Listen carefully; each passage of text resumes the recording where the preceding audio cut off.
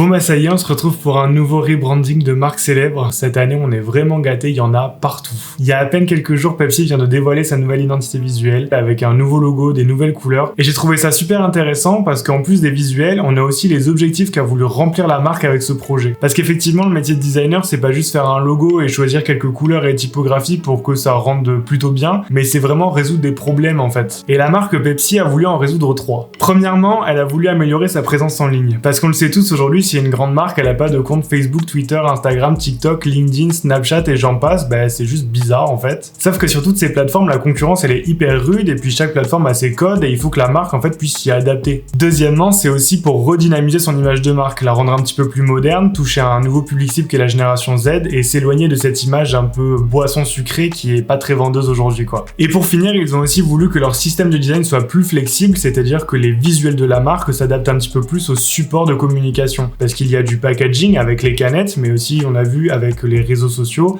internet, les machines à boissons, les publicités. Bref, il faut que la marque soit super fluide et cohérente sur tous les supports de communication. Donc depuis sa création en 1893, le logo de Pepsi il a énormément évolué et aujourd'hui, après quand même 14 ans sans changement, on a une nouvelle version de ce logo qui vient d'être dévoilée. Et en fait, ce qui est intéressant, c'est que c'est une reprise du logo des années 70 qui a été un petit peu rafraîchi, remis au goût du jour, mais c'est quand même hyper similaire. Le changement majeur, ça va être le déplacement du mot Pepsi dans le logo, ce que je trouve super intelligent parce que ça va être beaucoup plus pratique à utiliser pour eux. Quand on voit leur Instagram par exemple aujourd'hui, on voit la petite miniature où on a que le logo et ils ont pas pu mettre Pepsi à l'intérieur. C'est super dommage parce que même si aujourd'hui le logo Pepsi il est super connu, c'est quand même une opportunité de moins de mettre son nom en avant. Et on voit directement que le logo il a été pensé pour une présence en ligne et que c'est beaucoup plus flexible qu'avant où on devait mettre le nom en dessous et du coup ça faisait une forme un petit peu bizarre et donc là c'est beaucoup plus simple à utiliser. La typographie du mot Pepsi elle a été faite sur mesure pour la marque et j'aime beaucoup cette petite ligne qu'on voit apparaître entre le P, le S et le I qui fait une petite virgule et qui vient dynamiser un petit peu le logo et surtout le rendre plus mémorable. Les couleurs de la marque ont aussi été un petit peu modifiées avec des couleurs plus vives, plus impactantes, plus contrastées et je trouve que c'est un super choix parce que jusque là les couleurs de la marque Pepsi elles étaient un peu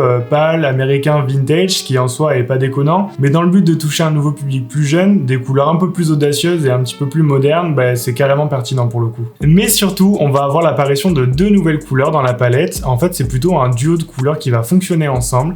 D'un côté, on a un bleu électrique qui va être assez moderne et assez dense, et de l'autre côté, le noir. Et ce qui va nous intéresser, c'est le noir ici. En fait, si je vous dis de penser à Pepsi ou à Coca-Cola et à la couleur noire, normalement, ce qui va vous venir en tête, c'est leur gamme sans sucre. Et maintenant que ce travail de couleur a été fait, pour Pepsi, intégrer de la couleur noire dans toute leur gamme et dans toute leur communication, ça va inconsciemment vous faire penser qu'il y a moins de sucre dans leur boisson, alors qu'en fait, la recette n'a pas du tout changé. Si on met de côté l'aspect éthique, dans tous les cas on parle d'un fabricant de soda, j'admets que le move marketing il est hyper intelligent en vrai. Un autre point qui est super intéressant dans cette nouvelle identité visuelle, c'est l'ajout d'un motif dynamique qu'ils ont appelé le pulse. En fait, Pepsi ils ont une vraie stratégie marketing autour d'associer leur image à la pop culture, à la culture jeune et à la musique notamment. Ils ont par exemple le Pepsi Lab qui est un label de production de jeunes artistes musicaux. Et cette stratégie là elle est vraiment visible dans le mouvement qu'ils donnent à leur visuel qui est très inspiré de la représentation qu'on se fait des pulsations d'un caisson de basse par exemple. Personnellement, je pense que pour Pepsi, c'est super pertinent de rafraîchir un peu son image de marque et d'essayer d'aller chercher une nouvelle génération de consommateurs, mais j'ai un peu de mal avec cette identité qui est, je trouve, hyper chargée, presque étouffante en fait. Les couleurs, elles sont très denses, il y a énormément de formes et en plus elles sont animées